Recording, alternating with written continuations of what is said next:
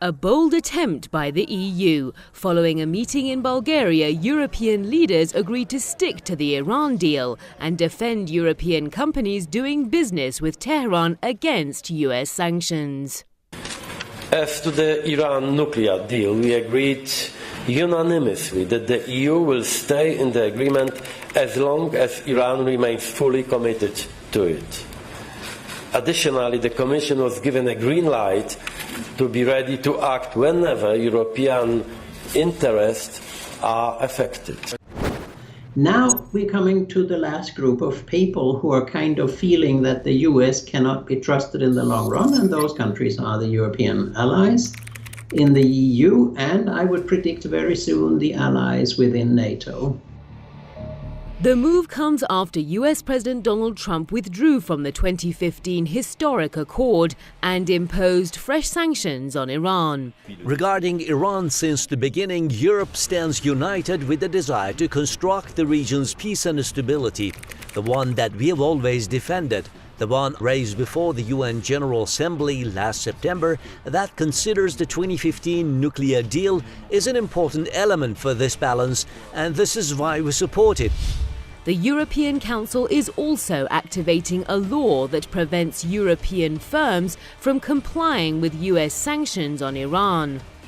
The so-called blocking statute from 1996 does not recognize the court rulings that enforce US penalties on EU companies.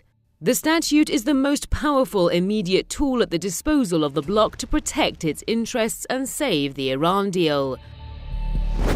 This withdrawal from the JCPOA, coupled with the withdrawal from the Paris Agreement, coupled with trade punishment, coupled with bombings without any evidence, etc. The Europeans have also their limits, and I think they're reaching them now. I myself have been pretty surprised at the words used the last few days from the Sofia summit.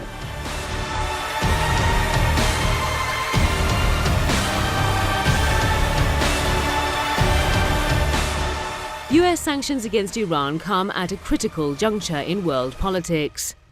The EU is going through a volatile time. The bloc needs stability to boost its economic growth, but US sanctions simply hurt the companies doing business with Iran. Head of Germany's BDI Industry Association has warned that US sanctions on Iran come at the expense of European economy.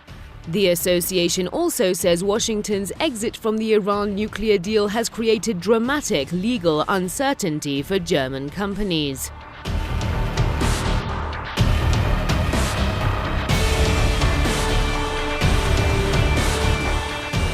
Russia is also on the top of the list of US sanctions.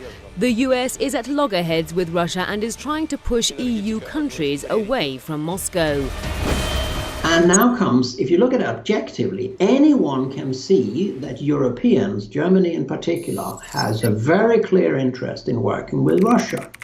Russia because of its proximity to Europe, Russia because of our history, Russia because of its resources, Russia being on its way up. But Russia believes European businesses are being forced to pay for the US sanctions against the country.